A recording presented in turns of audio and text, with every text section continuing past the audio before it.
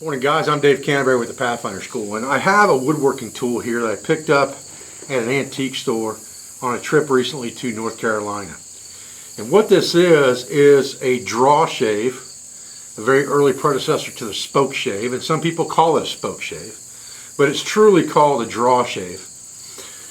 It's not very adjustable like a spoke shave is for moving the blade for different depths of cut. This is pretty much dictated by the way the tool is built, what depth it's going to cut at.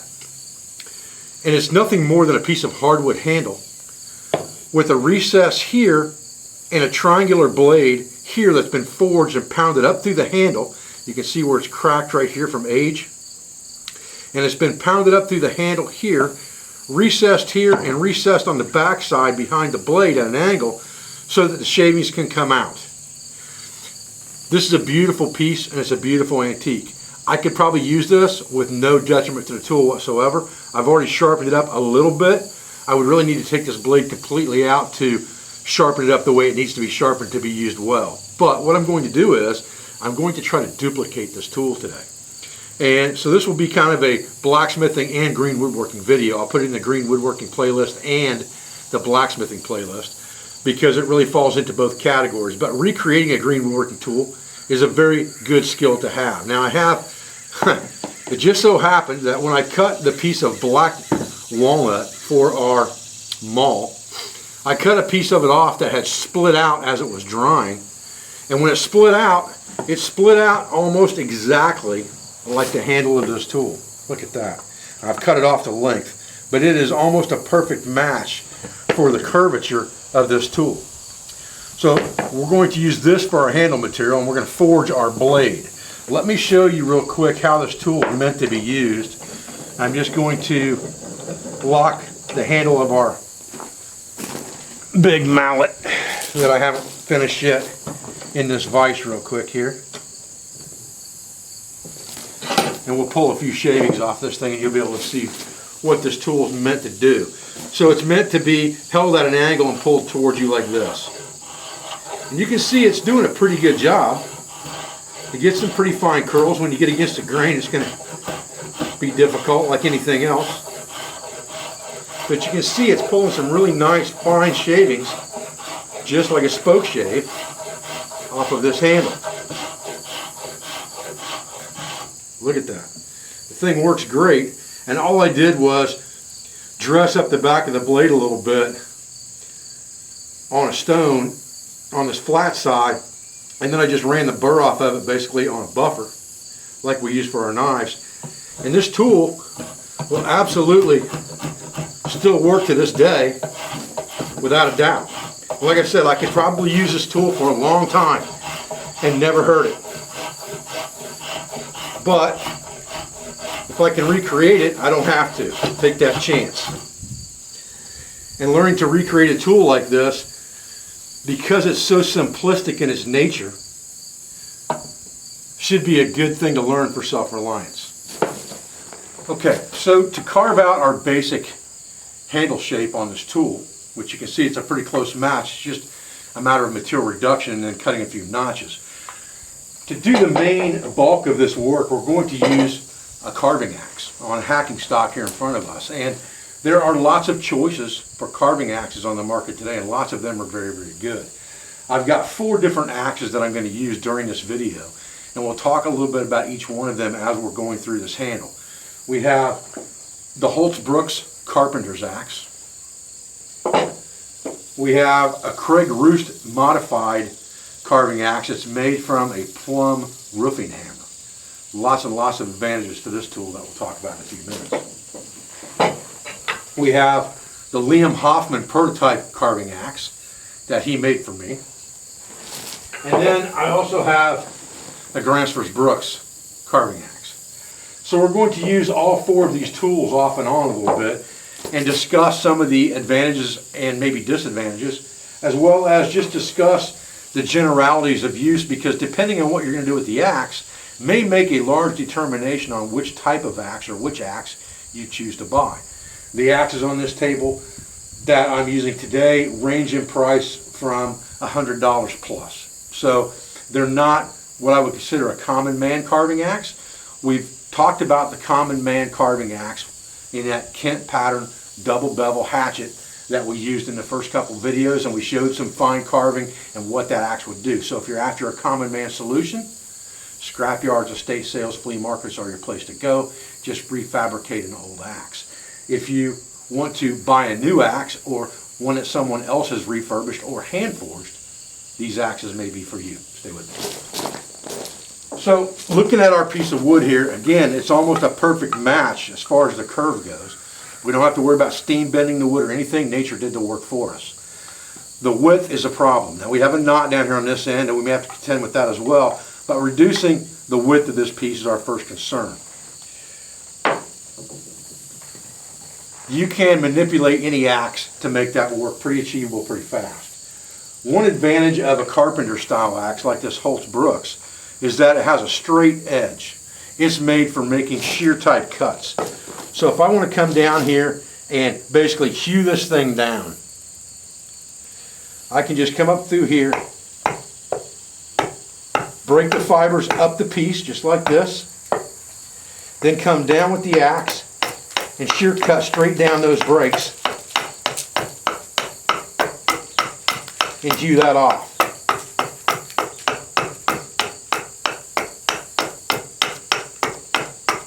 Now this piece of wood has been drying for at least a couple of weeks without the bark on it, so it is fairly dry now, which is going to make it tougher to work than it would have been when it was green. But it's going to have less deformation now in the piece. It's done bending and checking and all of the things that it was going to do. It's pretty much done by now. Now, we want to keep this portion as straight as possible. We don't want any angle there yet. We're just trying to cut out a square block basically on the two sides to work with. So this straight blade gives you really good hewing abilities as far as dropping straight down on shear cuts. There's no curvature to the blade whatsoever, and it does a nice job on stuff like that. Okay, I brought a better stump over here that's not so slippery and moving, and it has a concave in it from a fire that was started on top of it in class. And that kind of keeps your wood a little better under control. Now there's that knot we're talking about.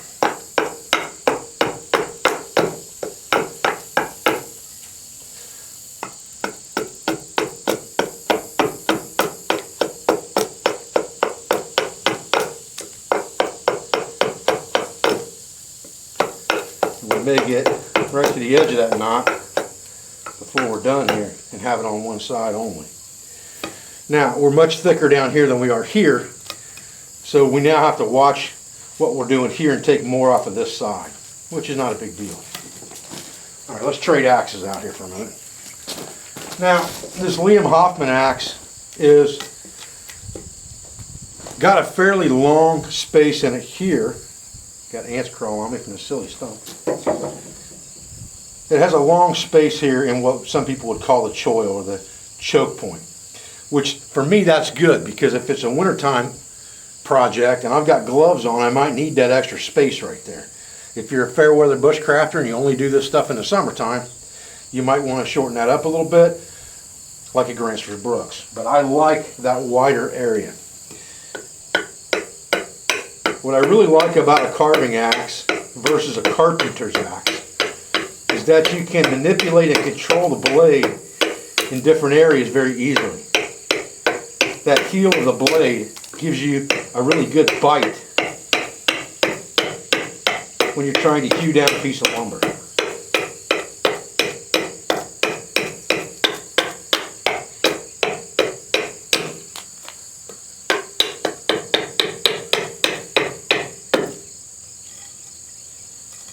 Okay.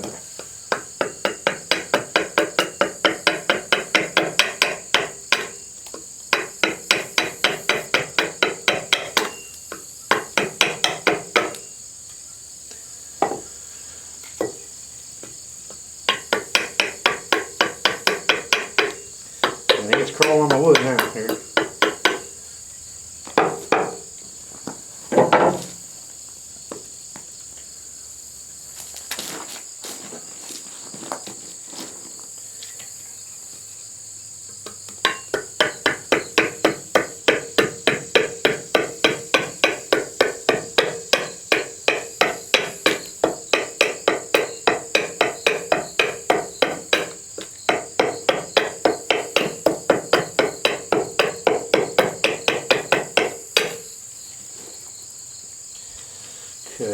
too bad. Little hot spot right there. Now, let's look at things again. Come in from the other side a little bit. Again, if we start at the bottom and break the fibers,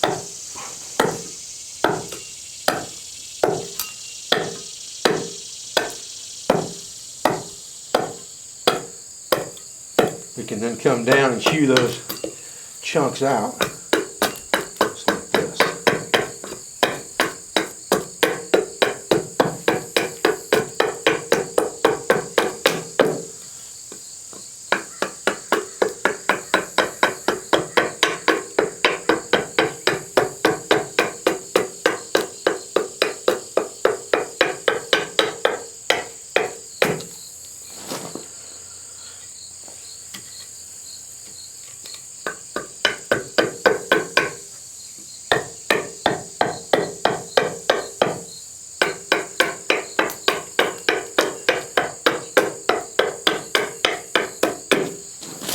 This Liam Hoffman axe is just a little over 2 pounds, so it's a bit heavier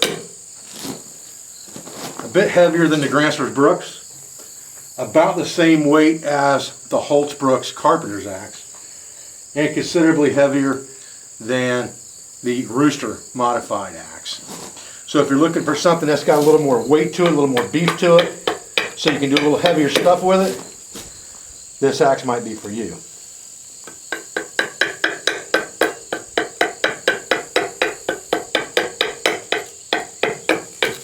But it does awful fine work as well, once you get used to controlling it. Okay, let's get this Grantsford Brooks carving axe out here. Do a little work with it.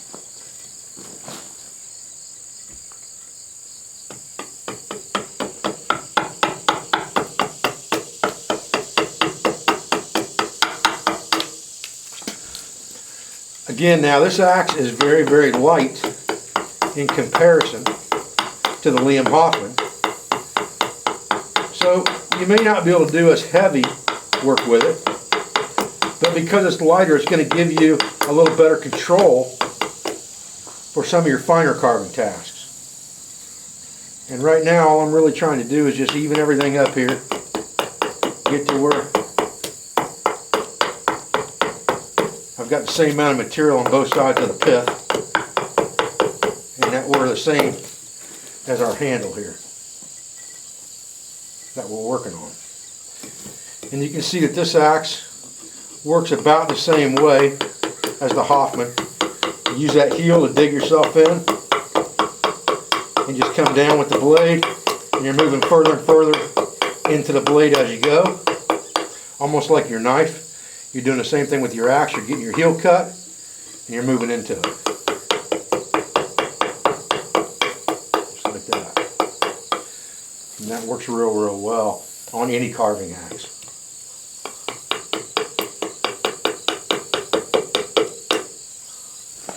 And what you can see here with a carving axe, what we're doing is we're actually kind of making dimensional lumber here. I mean, we're squaring up the sides of this.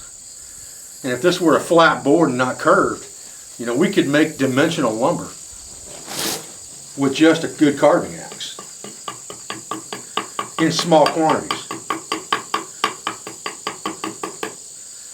So there's something to be said for that style of axe in bushcraft.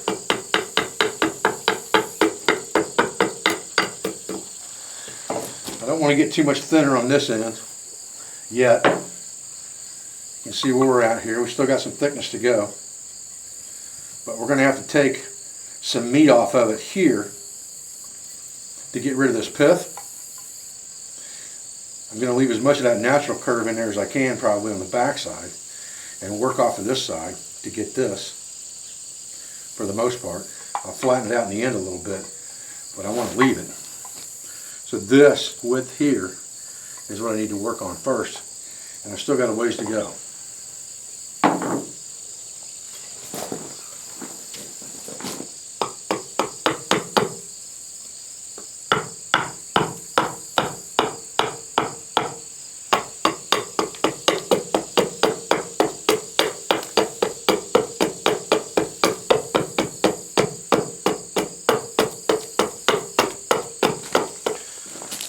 Okay, so now let's talk about the Craig Rooster mod here. And this is a plumb roofing hatchet. It's what this used to be.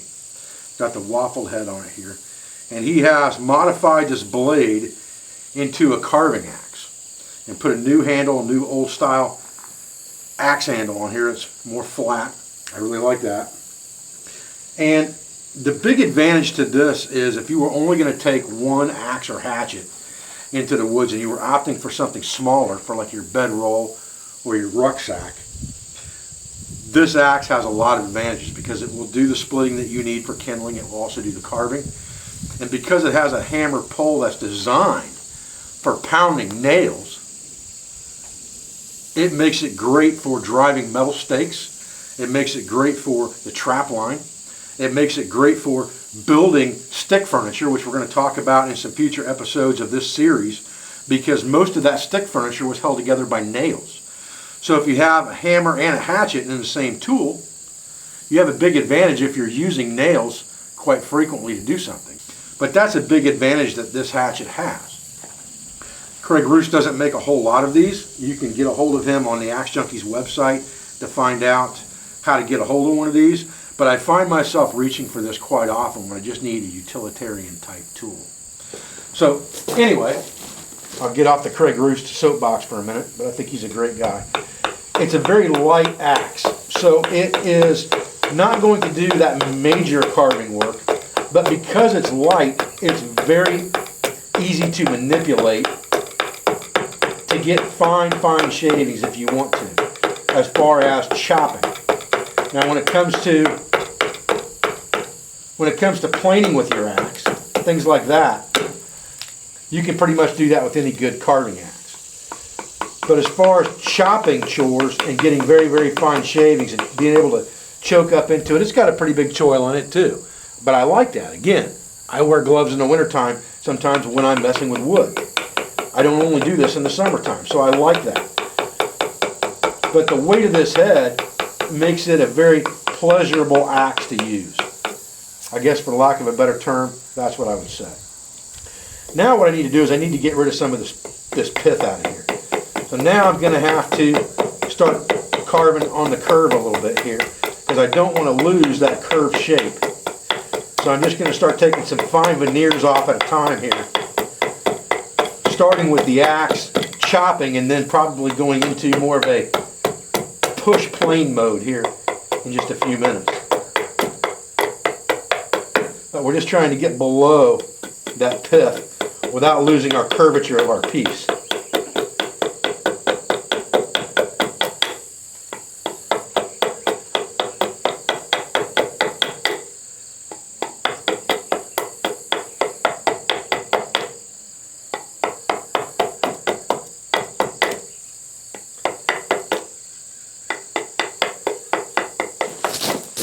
Okay, so let's take a look, see where we're at here. We're getting a whole lot closer. We're maintaining our shape good. I like that. The majority of our meat now needs to come out right here. So what I'm going to do is I'm just going to take a pencil and lay these pieces on top of each other like this. And get this belly lined up and the handle lined up. And I'm just going to make a mark across here like this.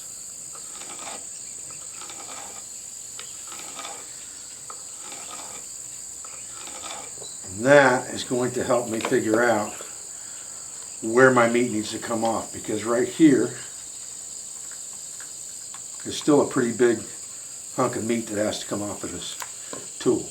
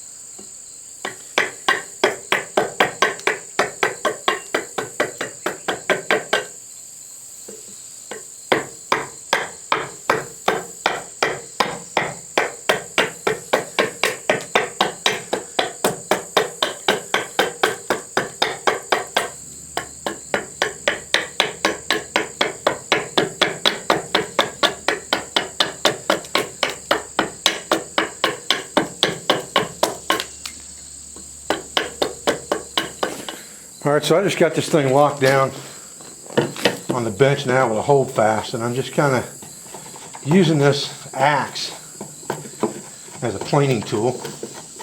We're on a curved surface here, so we're catching a lot of grain, and it's okay.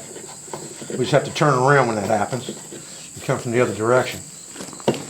But this will allow us to get this thing smoothed out pretty well. Learn the versatility of the tools that you have, and don't be afraid to use tools for something that you might consider unconventional.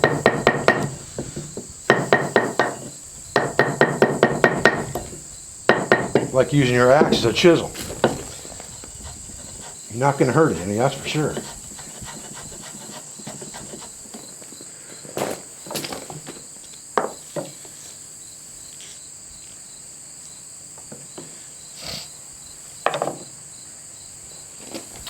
Alright, so now I'm just putting one tool up against the other tool, and I'm looking at where my cutouts need to be and where my blade studs go through the piece.